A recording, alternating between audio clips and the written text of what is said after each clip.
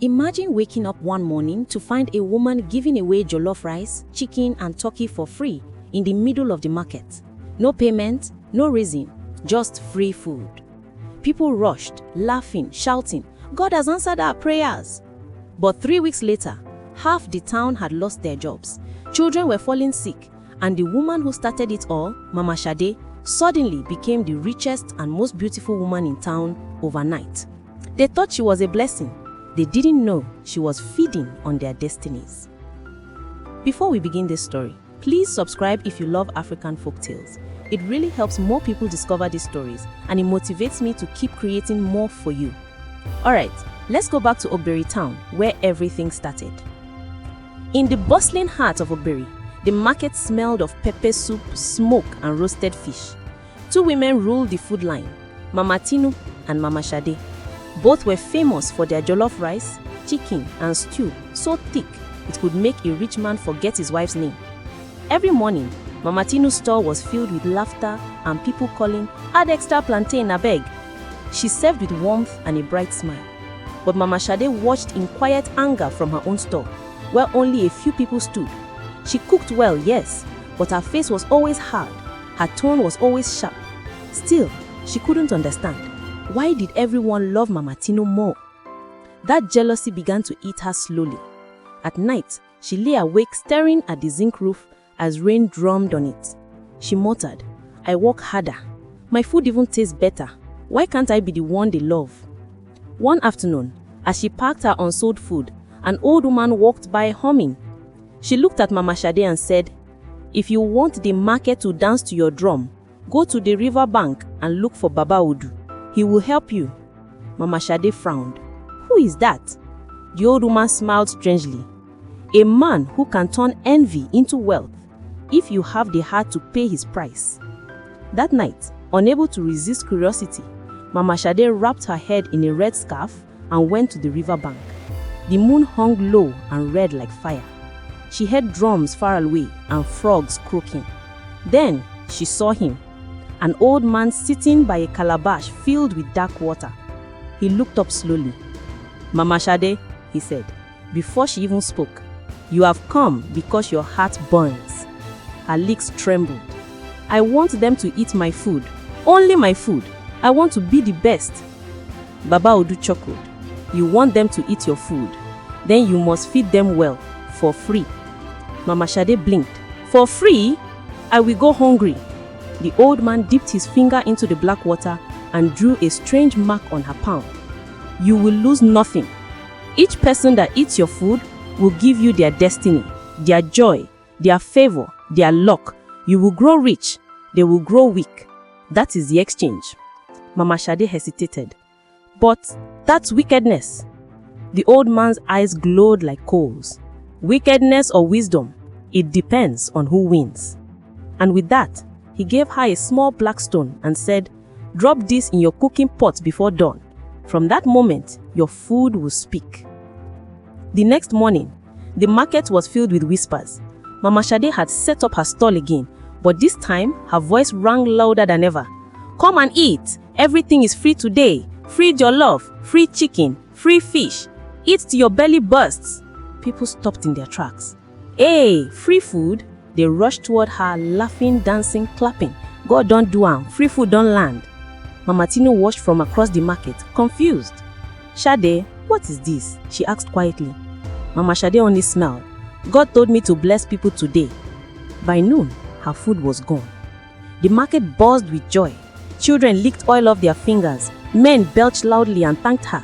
But as she washed her pot, a strange wind brushed her face.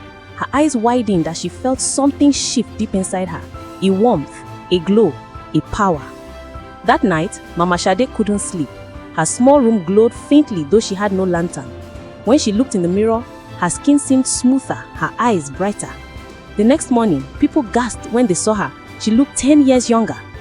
Meanwhile, across the town, strange things began to happen. The carpenter who ate her food lost his tools mysteriously. A woman who danced with joy that day suddenly fell ill. A young man who bragged about eating 3 plates lost his job the following week. But nobody connected it to the free food. Instead, they said, "Mama Sade is a kind woman. God has blessed her." And she smiled, serving more food, still for free. Within a month, Mama Sade's name filled the town.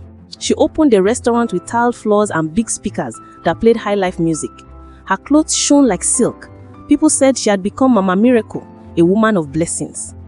Meanwhile, Mama Tino's store became emptier by the day.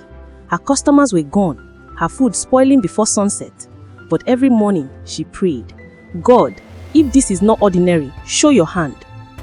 One afternoon, a man stumbled into her store, weak and pale. "Mama Tino, I can't move my legs," he whispered. "Since the day I ate Mama Sade's food, everything in my life has scattered." Mama Tino's eyes widened. She took his hands and prayed over him. He screamed, then fainted. And at that moment, the smell of rotting fish filled the air, though no fish was near. Mama Tino knew something evil was at work. The whole town started to change. Shops closed early, laughter disappeared from homes, children grew sickly, people walked around like shadows of themselves. But Mama Sade kept getting richer. Her skin glowed, her belly grew full, and her laughter echoed loud. People started whispering that she had become queen. But some whispered something darker. Her food is too free to be ordinary. One evening, Mama Sade dreamt she was in a forest. The faces of hundreds of people surrounded her, all weeping. "Give us back our destinies," they cried. She woke up sweating, but when she tried to pray, her voice vanished. Her tongue was heavy. She realized she was no longer in control. The thing in her pot had grown stronger than her. A young boy named Kulen, who once ate Mama Sade's rice, began to fall ill every night. His mother took him to healers, pastors and doctors, but nothing helped. One night, he had a dream. He saw Mama Sade standing in the market, stirring a large black pot. Inside the pot were shadows, faces of people from the town, floating and crying. Each time she stirred, light rose from the pot and entered her body. Kunle woke up shouting, "Mama Sade is eating us!" His mother, terrified, ran to Mama Tino's house to tell her everything. Mama Tino listened, her face pale. "This is not just cooking," she said. "This is witchcraft through food. We must stop her before she takes the whole town." The next day, Mama Tino gathered the townspeople. They marched to the river bank with torches and drums, chanting prayers. When they arrived, Baba Odu was waiting, sitting by his calabash again. "You cannot stop what you don't understand," he hissed. The woman took what was offered to her. Your destinies now belong to her. Mama Tino raised her voice.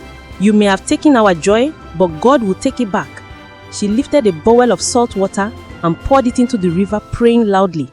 The sky darkened. The river began to boil.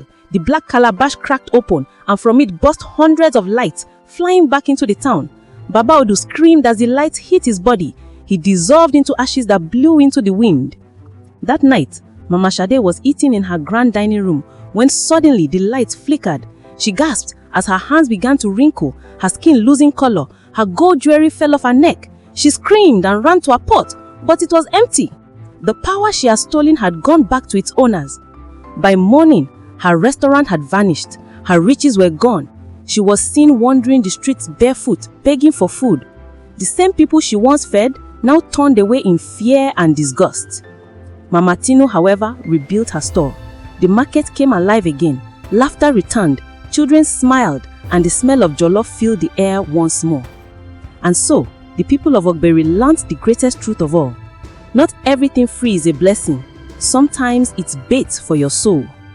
They say in Ogbere, if someone offers you free food, ask twice who cooked it and what it might cost you. Because in this world, even a sweet plate of jollof rice can hide a bitter secret. This is not just a story, it's a warning. Beware of free food, especially when it's too delicious to be true. If you enjoyed this story, please like, comment and subscribe. It truly helps this folktale series reach more people. Tell me in the comments, what lesson did you learn from Mama Sade's story? See you in the next story, another folktale where every meal, every promise and every smile has a secret.